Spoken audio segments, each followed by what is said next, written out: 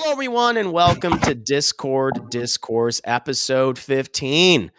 We're talking about our favorite video games of 2021. Talking about a lot of our favorites of 2021 this January.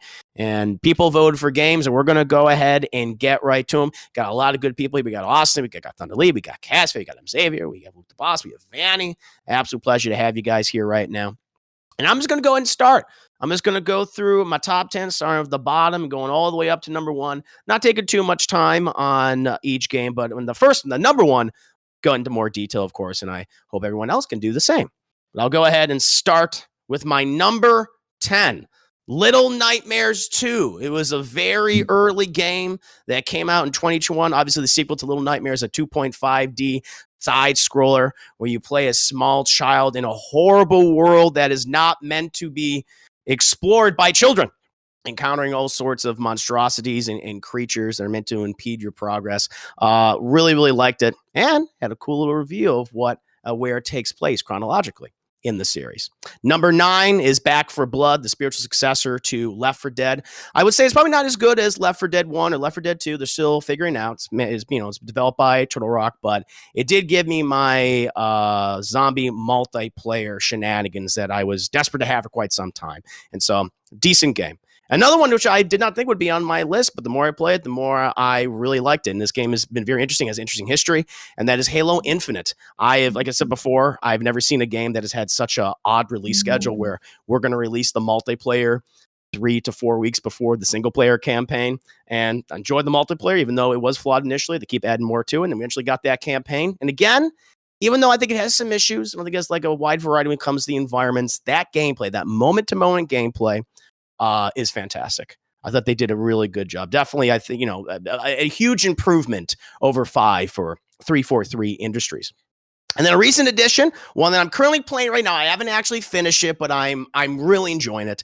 And I think it'll be on my top 10 even by the time I do finish it. And that is Death's Door, which is a Legend of Zelda Link to the Past-esque game where you play as a little bird, little beak face, little reaper going around this fantastical environment, acquiring the souls of these hideous creatures. Grandma, King Frog, and a man with a door for a face. Been loving that game. It's been great. Highly recommend checking it out if you're into those kind of like top-down Legend of Zelda-esque games, RPGs. Kind of like a light Dark Souls, if you will.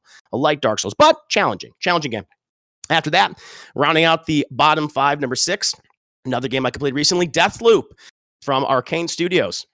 I love the whole conceit of it. I love the retro 1960s aesthetic. The voice acting particularly stands out between the character of Colt, which you play as, and Juliana, which you can also play as. Absolutely loved it. Thought it was so good. And then finally getting in our top 5, Guardians of the Galaxy. Yes, I was that guy who was talking shit about that game for quite some time. I was like, I don't like what I'm seeing. I don't like the gameplay. I don't like the way the characters look. And I was like, shit, this is good. I was wrong, everyone. I was wrong. And I thought that writing in the game was spectacular. I love that they surprised me of certain things. They changed up the dynamics between characters, and especially between Star-Lord and the character of Nikki, who was introduced in this game. I love that father-daughter dynamic. I thought that was really special. And it plays really well. And I'm very excited to potentially play a sequel. And so I'm glad that was the case. I was very happy that I was wrong. And then, number 4, Psychonauts 2, the long-awaited sequel to the original 2000s classic. It improves on everything. I mean, obviously, Psychonauts, the one thing I can say about that original game, it's dated, of course, but the writing in that game still great. 16 years later. But in this one, they improve upon all the gameplay. They make the platforming more fun. They make the combat more fun. It looks beautiful, but still maintain the same art style that original game had. So really impressive Psychonauts 2 and what Double Fine created. And then moving on, another 3D platformer, Ratchet & Clank Rift Apart. One of the most beautiful games, I'll say, that I've ever played, certainly on the PS5. It looks like a Pixar movie. A wonderful story, great gameplay, love the different worlds and all their themes. Just an absolute gorgeous one. I highly recommend checking it. If you've never even played a Ratchet & Clank game, go ahead and start with that because it also kind of gets a little meta with the franchise as well. I'm very excited for a sequel. Again, Insomniac just proving they're one of the best developers out there right now. And then number 2, this is one I did with Vanny. It Takes Two. One of the best co-op experiences I've had this year, probably in quite some time. This is another Joseph Fares game. That man and his company, I think it's Hazelight, so consistent their experiences. And this was great, where you play as a couple who are getting divorced, who are eventually transformed into two little dolls because of the sadness of their daughter, because of her tears.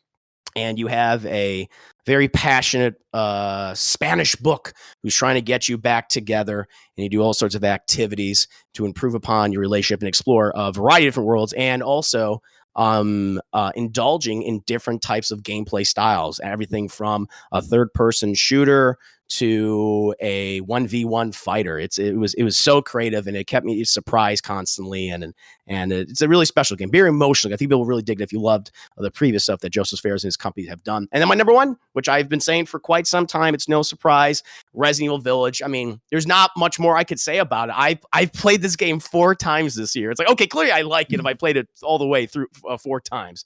I mean, you would kick my ass if I said, it's not my top 10 list. Beat it, various modes. It's so much fun. I think it even improves upon the stuff that we saw in Resident Evil 7, which it is a direct sequel to. Beautiful looking world, some wonderful horror segments, and also including other games within the game itself. I love that Capcom is just so confident in their abilities now at this point, since they've resuscitated the Resident Evil franchise, that like, we know we're going to make a great Resident Evil game, Resident Evil Village, but let's go ahead and just put a whole section that is what Silent Hill games should be now. I was like, the boldness, and very imaginative, very fun, some great scary segments. And of course, it has Mommy, who, I mean, it was a icon, still in the pop culture zeitgeist. Everyone was talking about her. Trendsetter. So absolutely loved it, and I cannot wait for the next entry in the trying to remember this new saga, if you will, this new trilogy, the Winters saga. But a very special game, and one that I'm definitely going to go back to again and play, and on future streams and offline as well. But I guess we can briefly talk about Resident Evil Village. It might be on some other people's list, and we'll get to everyone else's top 10. Did anyone have a chance to play Resident Evil Village, and what did you like about it? What did you not like about it? I have played it, and I absolutely love it. It really feels like a sequel to Resident Evil 4 because it's taking place in like this like other like country. I don't know specifically, even though Romania, Central Europe. Romania, where no one has freaking like accents. But I felt like the gameplay was improved upon from 7. Even though the scares are not as there from 7, it does have that one good scare that still freaks me out, and that's the baby.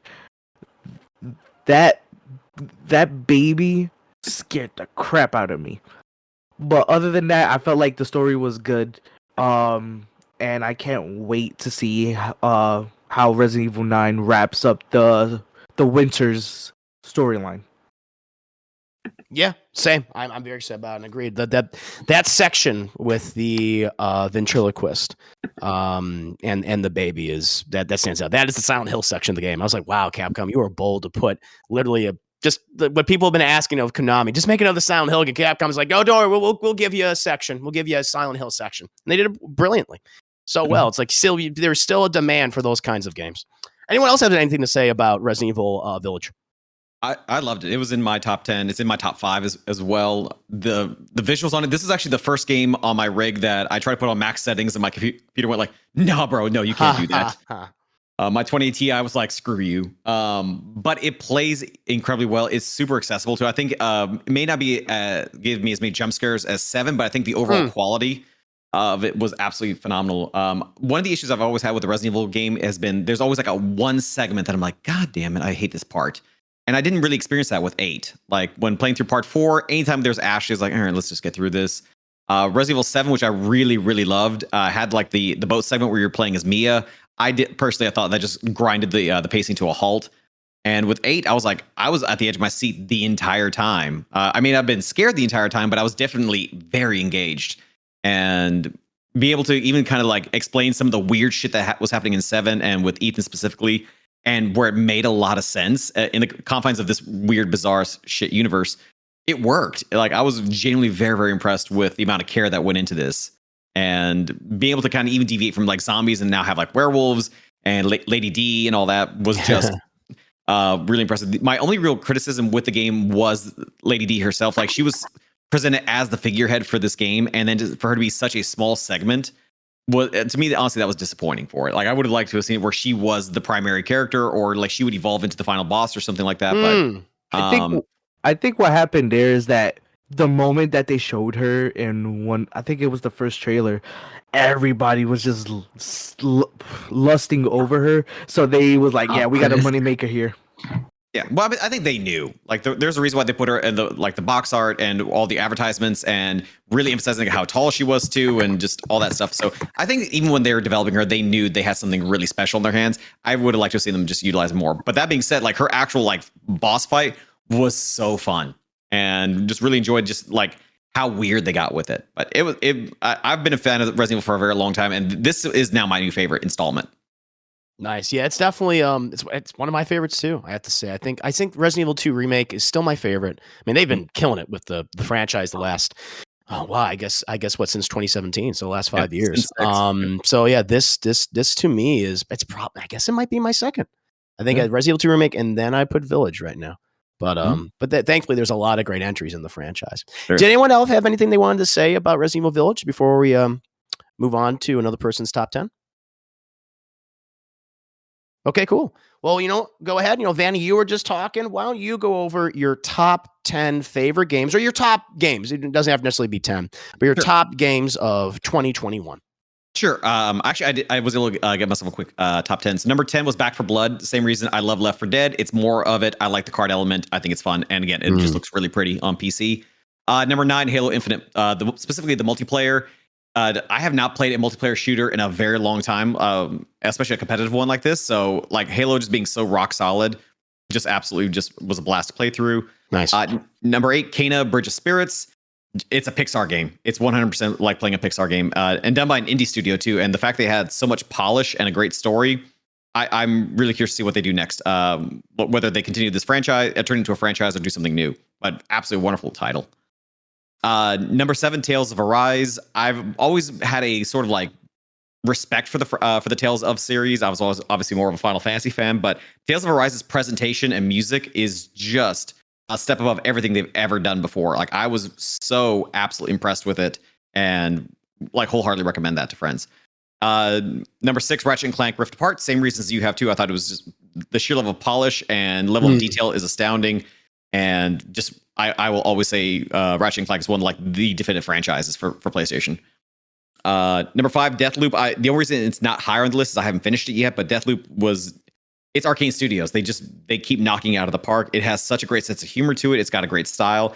You can definitely tell this is still the Dishonored engine, just with like a bunch of upgrades, but I'm totally fine with that. And I love the sandbox approach, and the fact you're not penalized for stealth as much. Like how I feel like with Dishonored, like even though they gave you all these cool powers, they said, but if you want the good ending, you have to be quiet and not kill anybody. This was like, nah, fuck everybody up. Do it.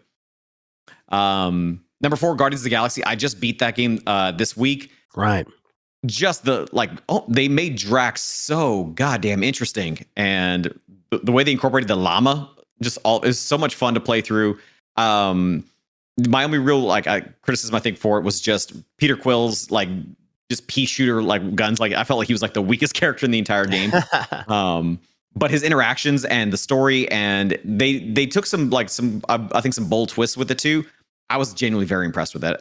That was what the Marvel Avengers game should have been. It should have been like Guardians of the Galaxy. Great. And just a single entity, no more of this DLC. Like, they destroyed Spider-Man because of that. That was so stupid. Number 3, Resident Evil 8. Absolutely the same thing. Absolutely loved it, and a new favorite in the franchise. My number 2 is It Takes Two. Playing it with you, I think, was an absolute blast, and just the fact they tackled a fairly serious subject of divorce and how kids take it, and making you genuinely hate these heroes, or quote unquote heroes, for through the first 3 quarters of the game, and then seeing them start to kind of rebuild and kind of keeping the ending ambiguous because I think if they went like the safer route and just say they get back together and made it very spelled out like that, yeah. I think it kind of gives like maybe if a kid saw that, maybe some false hope for it, but like it's very heavily implied that they do, but you don't know either too. Like they still have to get back to their lives and maybe go to therapy or something. But yeah, I respect the maturity of the game and just the variety of gameplay that you and I got to go through with it. And my number one is not a surprise at all. It's Final Fantasy 14's Endwalker content. There it is. Yeah, it's I cannot express of how much this game personally means to me. Like I got tattoos because of this game. They managed to stick the landing to a decade-long story and did it with such respect for the players, respect for these characters and stories, and seeing them grow and evolve. That it's just, it was, to me, it was everything. It was personal, it was communal because I played on stream with my community, and also folks from my my guild helped me finish the final boss fight. It was funny, it was tragic, it was heartbreaking at times, it was endearing. Like I've never played a game in my entire life that impacted me on such a personal level like Endwalker did. On top of that, with just amazing music's like some of the best in the franchise, with visuals that were genuinely really stunning. They had they branched out a bit and had some Metal Gear Solid moments where you actually had to do some stealth moments that like you knew it was going to be fine, but you're still kind of terrified as a result of it. They turned a villain that was originally introduced 2 expansions back that was kind of okay, but not the most engaging, and then turned him into like a genuine terrifying presence too, which took a lot of work on 2 expansions to do so. And it opens up for more content too. Like it was just it to me, it like there are definitely some flaws with that game, but they're so minute by comparison that it was perfect. It's the reason why I still play Final Fantasy. Like I will, even if you don't play MMOs, it's absolutely worth, if nothing else, just to like go through the story content, which you can solo through most of it by yourself. It was beautiful. It brought me to tears 8 times on my last stream of it. And I can't wait to see what the next bit of content is, because this is only the end of this arc. Like there's gonna be more content coming out later. Like the lead producer, who's also working on Final Fantasy 16, said 14 is his life's work. As long as Square will continue to keep him on payroll, he will continue creating content for this. And just like the amount of respect they have for the players too, of just listening to feedback, doing upgrades based off what makes it, how we would enjoy it more, and the fact they also respect our time too. Like this is a game unlike World of Warcraft where they say like, we want you to take breaks, go play something else, come back when we release new content. If you want to stick around every day, we have stuff for you, but you're not going to miss out.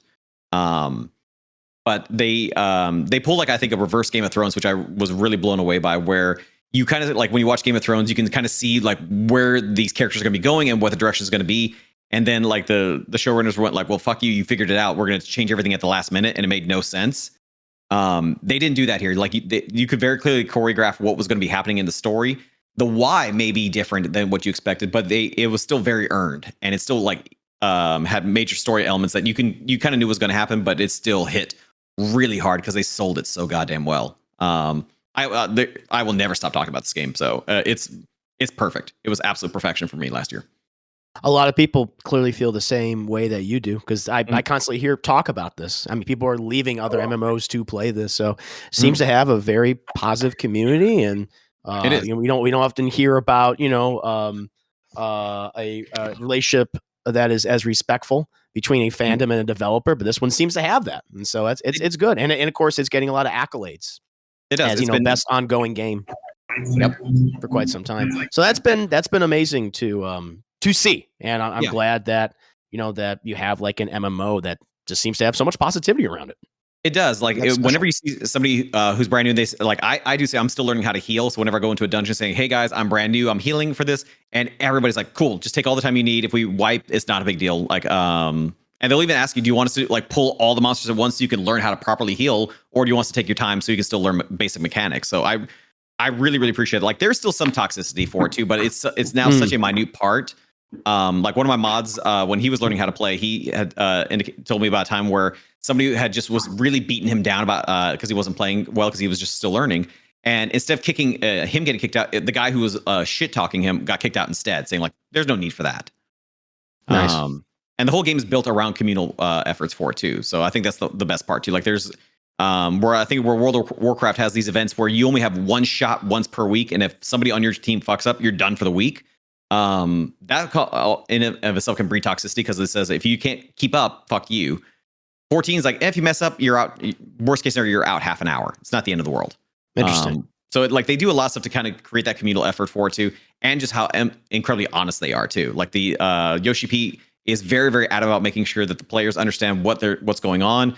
When he apologized for the 2-week delay, like during the Double Toasted the LA show, that's when they made the announcement, and he bowed in respect and humility to the audience, of saying like, I'm so sorry, I have to delay the game. COVID's slowing things down, and it's not ready yet. And Twitter as a whole just went like, you bow to no one. Like it was that theme from Return of the King. Like there was a meme of that, and like there were a few folks who were upset. But it was more they were upset with like, I took time off for this, I can't get my PTO back. And it's like, oh, that's not tough shit. But for the most part, the vast majority of the audience was just like, whatever you need. And even like just as something kind of funny for this too was that there's a segment in the game where I've talked about this before, and I've asked you on Class about the cinematography in gaming. But you enter one of the new territories, and they show around the area, and it looks very nice. But they do this weird zoom in on some grapes that are unbelievably low res. They look like PS1 era on a bad day. Oh, I saw that. Yeah. And then they fixed it, and then the community was like, "Oh, we kind of like the grapes. We were shitting on it, but I mean, it was cute. Like it was fun." So it just kind of shows like I think especially in 2021 where we saw so many games or gaming companies like Blizzard and Activision, Ubisoft, Riot Games have gone through a lot of hell and have been so player hostile. To see a game like 14 where it's still so player friendly and honest, and to show like this is what happens if you treat your people well, if you treat your community well. Like you can make mistakes. Like I even told it even on my stream was like, if this game even turned out to be bad, it wouldn't really impact the overall experience, because I've had so many other really amazing memories, and it's hard to stick the landing. But I don't know how they were better than Shadowbringers, but they beat that ending by a mile and hit your emotions so hard, and still had some amazing surprises, even from a musical and presentation standpoint. Like I could talk about that game for 20 hours. It was beautiful. Nice. Well, moving on from Vanny, we'll go ahead and go to Luke the Boss. Luke the Boss, what are your top 10, your top favorite games of 2021? I gotta be honest, I only played. I was double checking before this episode, and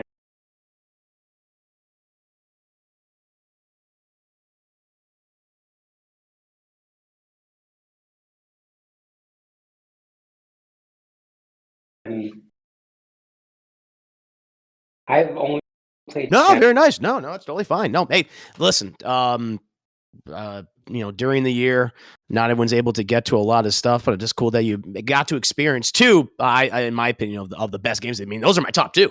So I think you did 2021 right. So no problem at all. No, I'm right there with you. I love those games and experience, and they're very different from each other too. I think that's what's great about them, because at least you got to experience something in two completely different genres with different aesthetics and gameplay mechanics.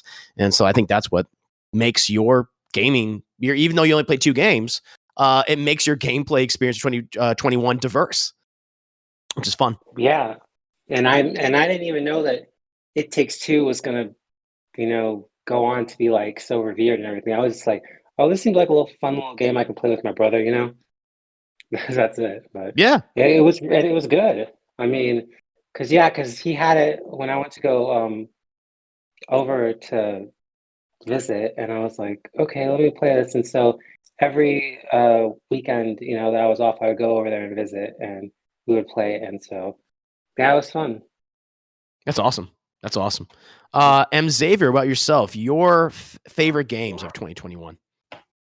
Okay, so I've played a good amount of games this year, but I've only beaten, I think, like three or four technically. But I had honorable mentions, which are basically just games that I've played but I just haven't beaten, which I would say which are Returnal, Kenya, is it Breath of Spirits, or I forget what it's colon something, but Kenya, Dodgeball Academia, Bridge of Spirits. Bridge of Spirits, thank you. Dodgeball Academia, Grindstone, Aliens Fire Team, and Scarlet Nexus. So those are games that I really enjoyed. I just haven't beaten, but all really good games, and I think everyone should at least give them a try. As for games that I've beaten, there were two that I wanted to talk about. The first one that I think will probably take the least amount of time is Knockout City. That's my most played game this year. I've been playing it like at least once a day since it launched, I think in like March or May.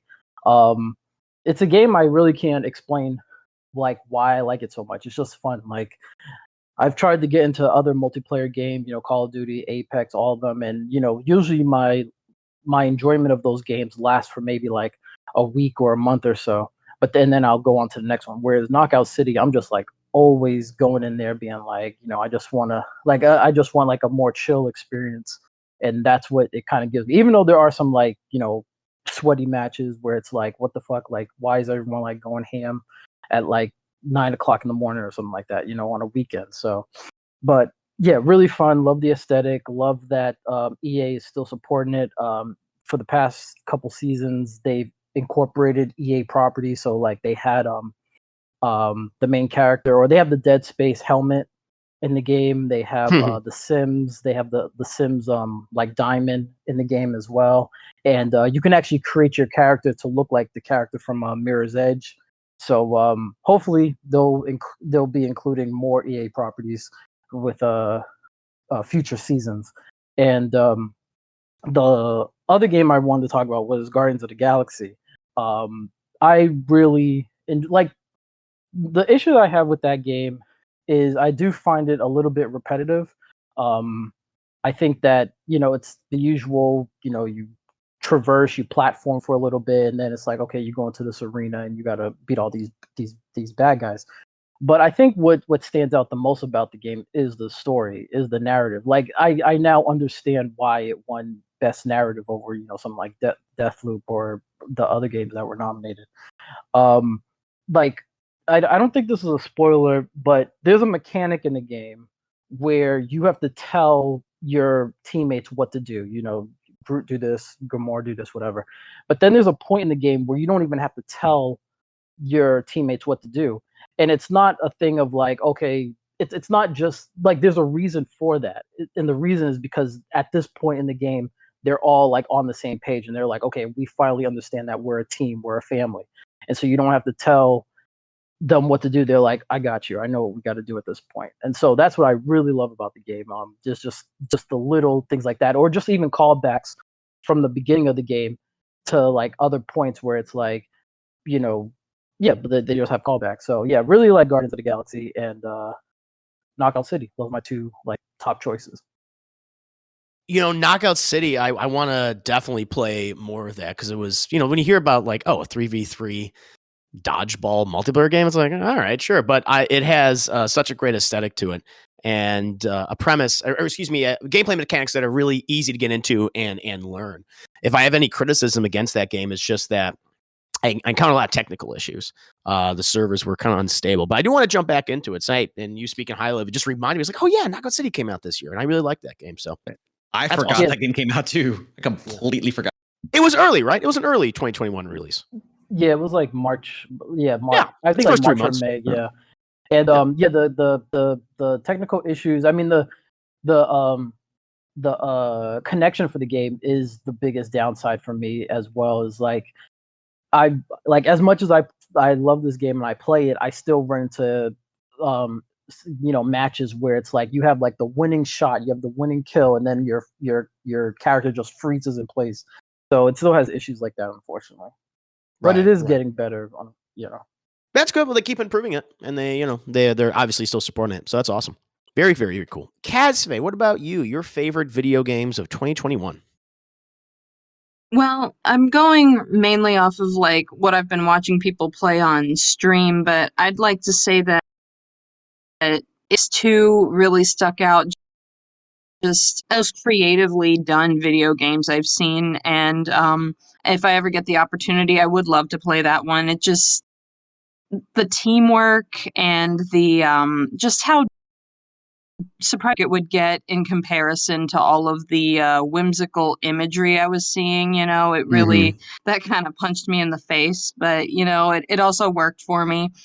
And well, I just think Well, the other two games that stuck out to me, I think, were Guardians of the Galaxy and Resident Evil Village. I just enjoyed watching people play that, and if I could, I'd play those myself. Like, if I can get a console one of these days. But yeah, It Takes Two was probably the big standout. What I think really makes It Takes Two unique, as I said before, and it's Vanny, as you mentioned, other people have mentioned, is just it's variety. It's the variety when it comes to its gameplay and the worlds. I mean, we'll start in our daughter's bedroom trying to murder an elephant, and then we'll transition and we'll go to this winter wonderland and we're skiing and ice skating and exploring this underwater realm and fighting against this giant fish. I just love that they changed it up, and they knew when to change it up so it didn't get stale. So it didn't like, okay, you got sick of it. It's like, ooh, and now we're in a new one. I just really love that, and it definitely makes for a really fun viewing experience. For people might not necessarily been able to play games, it's just something constantly new, and where if you're playing another game where it's like, oh, it's just kind of more of the same thing, or it's like it's hundreds of hours or something. At least this one was what 12 hours, and it changed it up like every hour, and I thought that was really unique and made it really special. So chess. And we played chess. We did play chess. That's right. Yeah. We did play chess. That was so much fun. We never, and they timed us out. But you won. It gave you the victory. It did. That was fun. No, I love the little mini games. Those mini games are fun too. Yeah, I really love those little mini games. Yeah, that was great. Yeah, what a great game. That's definitely going to always be. I want to always think back on that.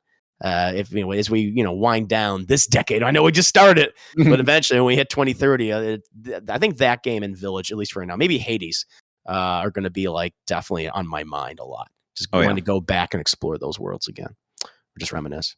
Thunder Lee, your favorite games of 2021? As I was just thinking about my games, it's the list is so huge, but I want to give an honorable mention to one before I go into my full list. I know this was a late 2020 game, but the content that came out in 2021 is amazing. It was Black Ops Cold War. Specifically the zombies portion. It was I'm a big zombies fan, but I hated the fact that it got the story got really complicated over the last couple of years. So when they wrapped the old zombie story and they made a new one, I was so for it. And the content that they released for zombies was awesome. Like, they used the multiplayer maps to their advantage to create a really cool game mode called Onslaught, specifically Onslaught Containment, which is a faster paced version of it. Outbreak was for the bigger multiplayer maps, and then they had the classic survival zombies maps that added on to the story, and the story was good, and the intel in that and everything. The gameplay was amazing, so that's my honorable mention. But going into my list, Knockout City. I really enjoyed the dodgeball mechanics in that game. It was fun. I wish I could have played more, but I'm busy with classes all the time, so I couldn't really play much. Tribes of Midgard was also another fun game that I played. It has like that really cool survival stuff, but like you also like after like a certain amount of nights you have to like defend where you get your stuff. So that's really cool. The next game is a re-release, but I love it because I'm a big fan of the not the franchise, but I'm a big fan of the Scott Pilgrim vs. the World, the game. I was so happy that they re-released the game. It really like took me back to the time when I was first playing the game, and with the whole 8-bit stuff, it was really fun. The next game is Riders Republic. It's one of the underrated games. Like, it's a better version of Steep, and I'm a sucker for like BMX, snowboarding type of games. So I really did enjoy it. The next one is Back for Blood. I liked how the game is like, yeah, it had its moments where it's like, but it was pretty fun. And playing with you, Chris, it made it even fun when Nice. Josh was like, oh look, he's leaving us. Like, hey, it's not my fault, it's about survival. The next game is Halo Infinite, specifically the multiplayer. I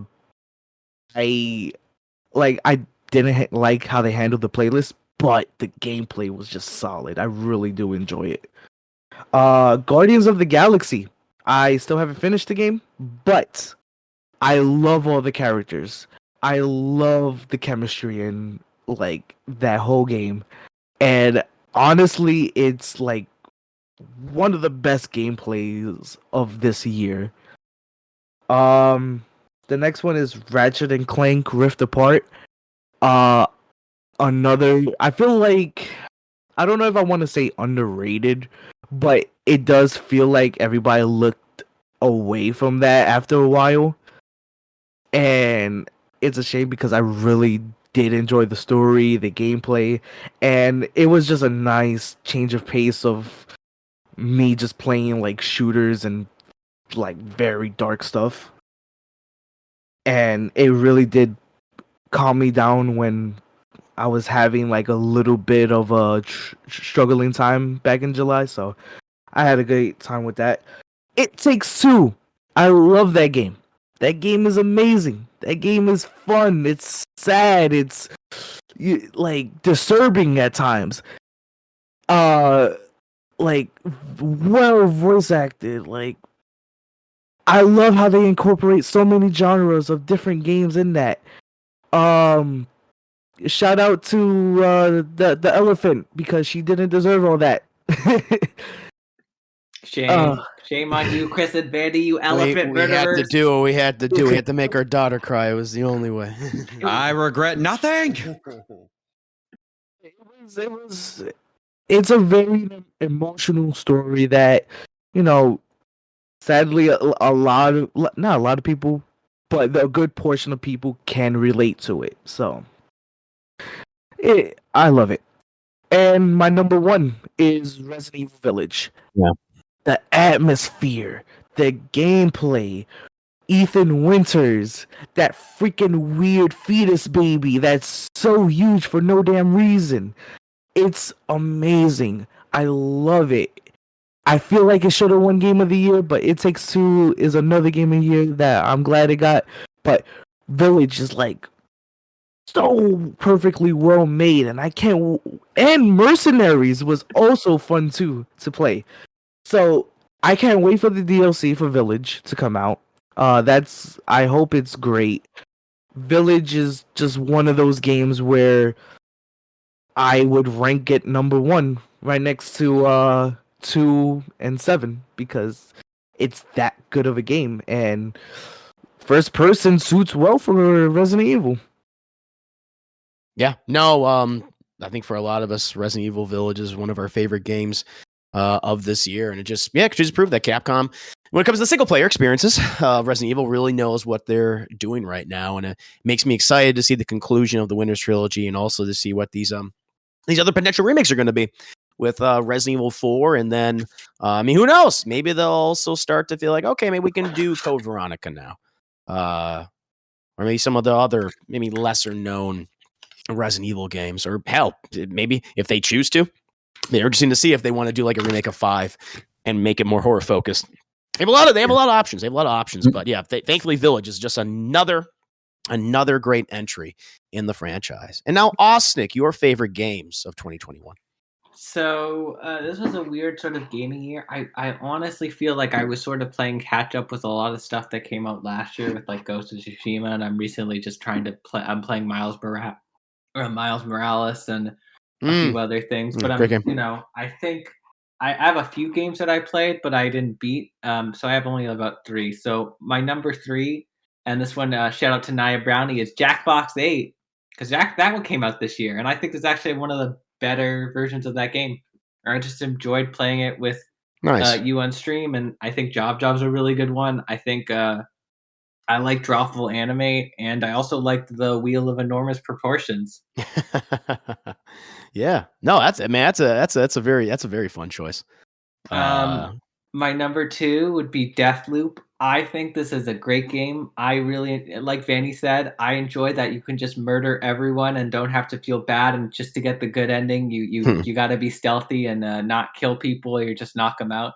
I like it that you can just kind of go in. My only problem is it gets a bit repetitive. Like I'm like, I've been to this laser tag thing 7 times already. I've killed this guy so many. Sometimes you get a little bit sick of it, but I still need to just beat the perfect loop. But it feels like I kind of put it as, yeah. I'm about to finish. I kind of took a break from it, but I call it basically it's a domino of death, basically. You're just trying to like line things up so you have that kind of perfect run. And my number 1, and the kind of the game I got with my PS5, and it was like the first game I wanted, was Ratchet and Clank Rift Apart. Very nice. Insomniac, I mean, grand slam, they got a turkey. I mean, 3 back-to-back hits. It's impressive. Well, technically 4. I mean, Sunset Overdrive's a good game. I just think it was not many people played it. I love that game.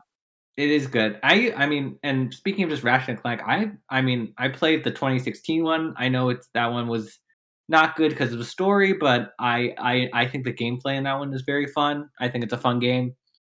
And but I think this one, kind of going after all the other ones, I think probably. I mean, I know a lot of people say Tools, A Crack in Time is the best one. This one. This is a flawless game. This is like one of maybe the best games I've ever played. I beat it in less than a week. And then I'm like, I could still play this. I could play this another time. And the voice acting is good. The new character, it's like I mean, I feel like sometimes a lot of games have trouble when there's 2 characters, but I feel like this one, it's like I like playing as both these characters. The platforming is good. The speed is incredible. Every gun has a purpose, which is very hard in a kind of game like this. You always feel powerful. I feel like sometimes they'll have like a gun where it's like, this is a piece of garbage. Why would I ever use this? But every gun feels good. Everything, even if it takes you a minute just to like wrap your head out, something works. It works. I love the jet boot, just running around and like just going as fast as possible with those things, and just I'll be like, oh, I'll find a collectible. Oh, I find another collectible. Oh, I found this thing. Oh, I found a crystal thing. It's just it's fun. And it also tells a really good story that I think pleases longtime fans. But if you've never played a Ratchet and Clank game, you would also find it happy. I got some like small things where it's like I miss Captain Quark, and like and some other stuff that are just notable. But I understand like at a production point and other things that certain the voice actor who plays Quark, I think he didn't return, so they had someone else. But I think he retired or something. Or I think he was either sick. The new guy did a good job. The new guy did do a good job. I also like I like the dimensional counterparts we meet. I like all the different worlds we go to, and like there's one world there'll be like beetle races. Another word, Chris Herman makes an appearance as Juicy.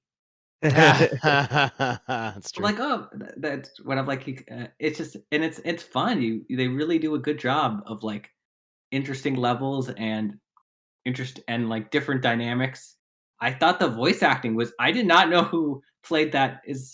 Played the another character. Deborah Wilson is a chameleon when it comes to voice act. I was like, that's Deborah Wilson. I know. She's in everything. She's the queen of video games right now. She's popping up in everything. I know. I'm like, usually you could tell because she always has very big. If it's modeled after her, it has her eyes. But this one, I'm like, no. You couldn't tell this time. No, I couldn't tell this time. I'm like, that's funny. Jennifer Hale does a good job, even though always just, and James Arnold Taylor and David Kay do, and I all love what Quark, not Quark, played Quark in Star Trek, Nefarious. Oh, Nefarious! No, yeah, he kills it. He was so funny, and I love his the other Nefarious too. More competent Nefarious. There's a bit of a question. It's like, was he a person? Because that was Nefarious was a guy, and it's like, was he a person at one point? But lore questions aside, I think it sets up, and then I think it sets up. It's like, well, I want to see another one of these games. I want a game with, I mean, because I know they're doing Marvel stuff, but I'm like, I still want them to do Ratchet and Clank again. Sure. I hope so. No, man. I'm right there with you. And I'm glad you picked it because that was in my top 3. I think it was just under It Takes Two. And for a while, I was like debating, until I played It Takes Two. I was like, is that my favorite game or is Resident Evil Village? I was going back and forth. But no, it's it's one of the best 3D platformers slash, third person action shooters out there. Certainly of this generation. It's incredible. I agree. I'm a little worried because, Insomniac, they are at the moment, I think it's not a crazy statement to make, the crown jewel in Sony's crown right now. I think they've kind of maybe taken that from Naughty Dog, in terms of the amount of games that they've released in the last few years and people just really loving them. But yeah, I mean, are they going to be at the Spider-Man and Wolverine studio for the next few years? Are we going to get another Ratchet and Clank from them? And I hope so. I like the variety from them. I mean, I'm still, of course, excited for Spider-Man 2 and for Wolverine. We're interested to see what that game's going to be like. But yeah, I'm right there with you, man. I hope this franchise continues on. I'm sure it will. I'm sure. It survived like horror, like not great spin-off games, and like they've tried stuff with it. I think they're like people like, I'm just glad, the Insomniac people are still invested in Ratchet and Clank. And I hope like we get more of these like revitalization. I would love to see them see a new Sly Cooper. Yes, agreed.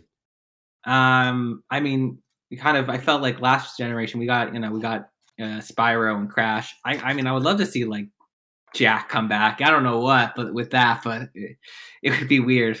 We got Medieval came back for a good bit there. So I forgot about that. Yeah. I feel like when it comes to Insomniac, I feel like they're not just gonna be regulated to just a Marvel like game maker, because like they're very proud of the games that they have made. Like they have been talking about what was that game that it was like a zombie like Sunset Overdrive. Sunset Overdrive. They've been teasing the heck out of Sunset Overdrive for a good while. Like there's even Easter eggs in Ratchet and Clank Rift Apart that has they reference it. They certainly reference their old games. Yeah.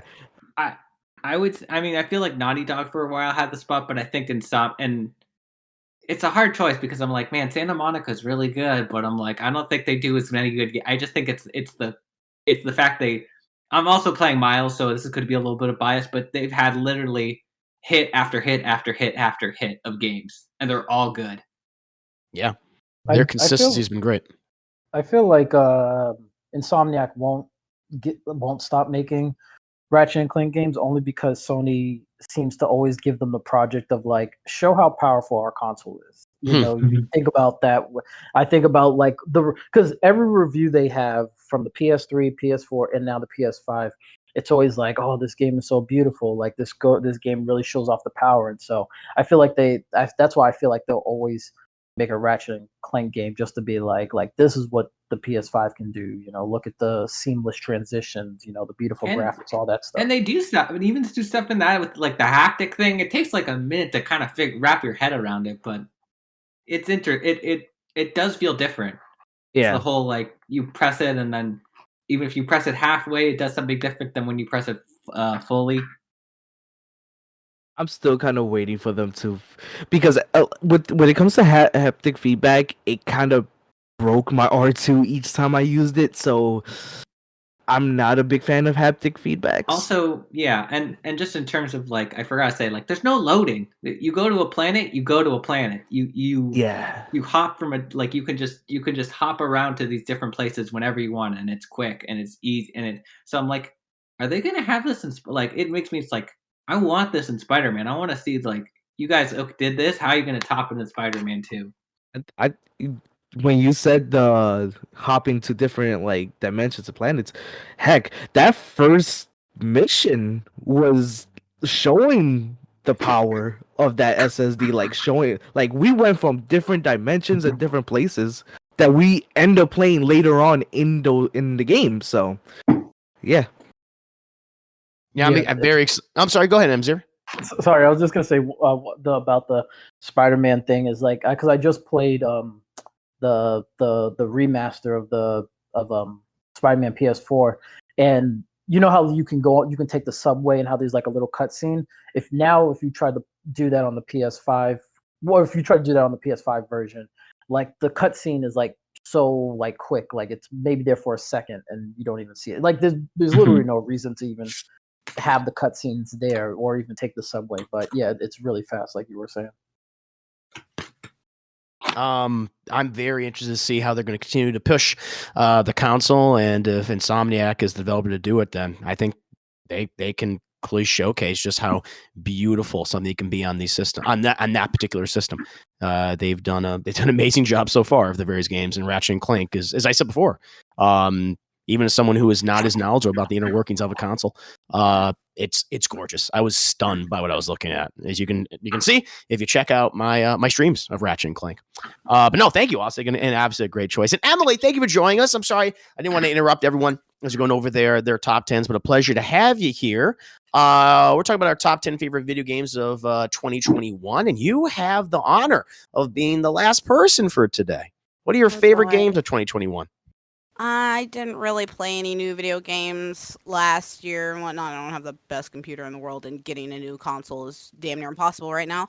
But I did the few games I did watch people play and whatnot. I mean, I really enjoyed Hitman 3 and the fact that I thought it was a nice wrap up to that trilogy, and I really liked the secret ending and the whole references back to Ortmeyer and the original games and whatnot. I really enjoyed that. The one game I did play, it actually came out Christmas Day 2020, but I didn't play it until 2021, and that was Omori, and that was a nice psychological mindfuck that broke me emotionally and mentally for a little while there. But it's a good game. It's a little heavy on the RPG stuff and whatnot, but I thought the story was worth it. Nice.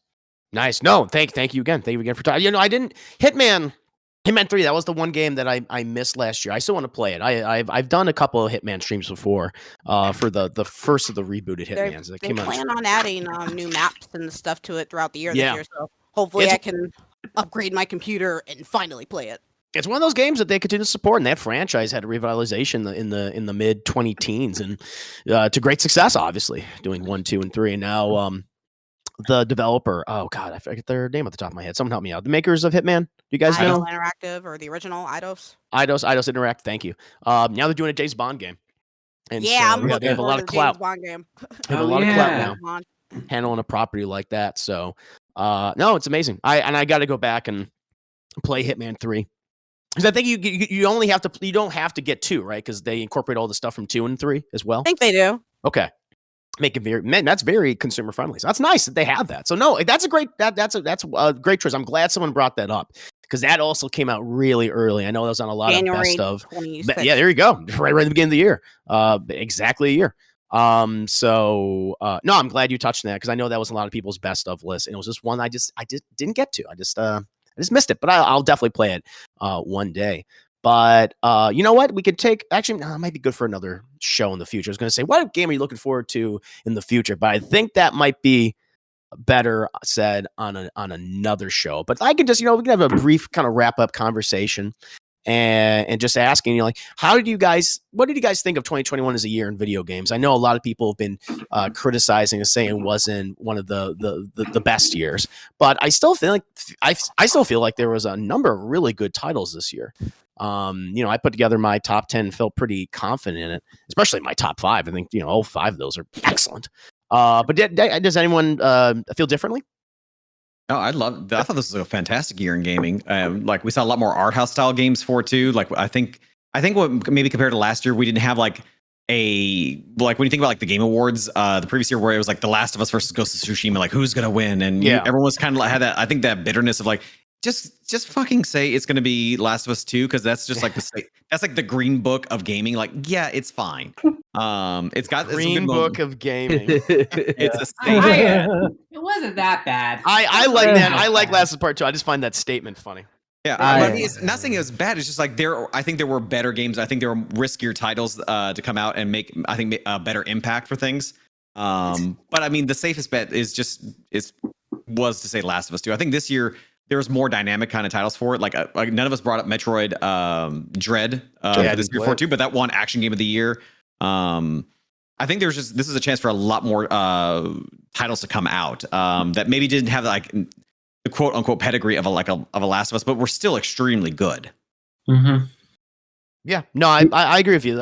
Exactly. There wasn't like these huge AAA releases from like from Sony. I would say, or a lot of. I mean, yes, we did. Of course, we had Halo and things, but not as many. But we still had some great games. I'm right there with you, Vanny. Does someone else feel differently? Do you want to say something else, Nick? Oh, I mean, Ratchet and Clank, I think, was a pretty big game for Sony, and just kind of for the. Oh, true. I'm sorry. Yeah. That's true. But how many people played it outside of those who had a PS5? I think that's the hard part too. Like the consoles, that's right. Scarcity is definitely hurting. I think because it was only available on the PS5. And thankfully that was the reason why it looks so beautiful, because it was just made for PS5. Yeah. It wasn't a cross-generational game, which I appreciate. But you're right. Not everyone probably was able to play it. And that's why I said, like, I feel like it wasn't really talked about that much. It's because not many people don't have it. Like this, it's still hard to get a PS5. A lot of people still scalping them. So that's still a problem. It still did well, though, is the thing. It got at least over 1 million. It sold phenomenally. It was like besides critics, so I'm happy on that part. Fuck the scalpers. Yep, of course. Of course. And for PC players too, like we're still trying to find 3080 Ti's and things like that now too. It's just might as well at this point just say screw it, wait till the next one. But I think that's kind of I think maybe where where that may have come from too. It's just like accessibility for the consoles, and even now trying to get a Switch OLED is also still very difficult to find too. Like I remember like Joe Halcyon mentioned that he like got super lucky that he got one, but it's a Switch. It's been out for 5 years. Like it shouldn't be that difficult to find, but just with chip shortages and COVID fucking up a lot of stuff. I haven't seen a Switch where I live in months. Yeah, no, same here. Every time I go to a Target that's right by my apartment, they're gone. So I think that part kind of definitely did kind of hurt, but it's still very good. And like this year, we're going to be getting a new Zelda Breath of the Wild. In theory, hopefully we learn more from Machine Games indie game as well. And of course, Final Fantasy Strangers of Paradise. We're getting our first Dark Souls Final Fantasy game. I thought, Chaos. Yep. Oh yeah, that's right. We're gonna kill chaos. Oh, look at that! Using that soundboard, very nice. No, there's a lot of stuff that I'm looking forward to in the future, and we will definitely talk about that. I think that'll make for a good show discussion. What are most anticipated things for 2022? In terms of movies and films and TV shows and things and games, of course. I think that'll be a great topic. But there we go. That was everyone's favorite games of 2021. Hope everyone listening enjoyed it, and please do also check out our Scream 2022 spoiler discussion. Let me just go ahead and thank Emily, Osnick, Thunderlee, Kazfay, M. Xavier, Luke the Boss, and Vanny for being here. Hope you enjoyed this.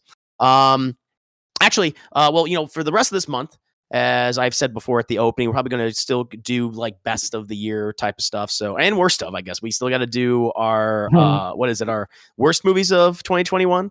Right. And then, best live action TV shows. So I think that's what we still have to, is that, no, I'm sorry. We had to do our worst of them. That's right. Totally forgot. Sorry.